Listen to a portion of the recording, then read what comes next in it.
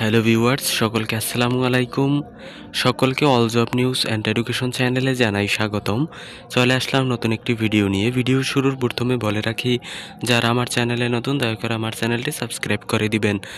আজকে ভিডিওর বিষয় হচ্ছে আজকের যে প্রাইমারি সহকারী শিক্ষক নিয়োগ পরীক্ষার যে পরীক্ষা অনুষ্ঠিত হয়েছে, এই পরীক্ষার অনেকেই প্রশ্ন করছিলেন যে কাটমার্ক কত হতে পারে।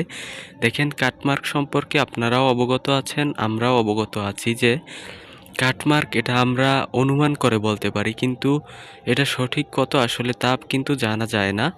তবে দেখেন, প্রশ্ন কিন্তু অনেক সহজ ছিল, এজন্য কিন্তু বলতে হবে কাটমার্ক যাই হোক না কেন অবশ্যই কিন্তু 70+ থাকতে হবে। 70+ যদি না পান তাহলে কিন্তু খুবই আপনার জন্য হতাশাপূর্ণ হতে পারে।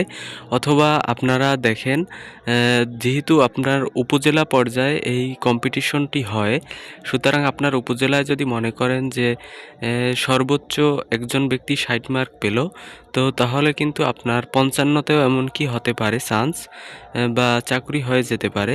তো এটা বলা কঠিন যে কাটমার্ক এক্সাক্ট কত হতে পারে, তবে অনুমান করে বলা যায় যে 70 থেকে 72 মধ্যে কাটমার্ক হতে পারে। যেহেতু প্রশ্ন সহজ ছিল, বেশি কাটমার্ক বাড়বে, 70 থেকে 72-এর ঘরে না থাকলে আশা করে লাভ নাই। এটার বলার উদ্দেশ্য ছিল যে আপনারা অনেকেই কিন্তু জানতে চান বারবার যে কাটমার্ক কত, এজন্যই কিন্তু আজকের ভিডিওটি করা। এবং আপনারা এটাও জানতে চেয়েছিলেন যে আপনাদের রেজাল্ট কবে নাগাদ প্রকাশ করা হবে।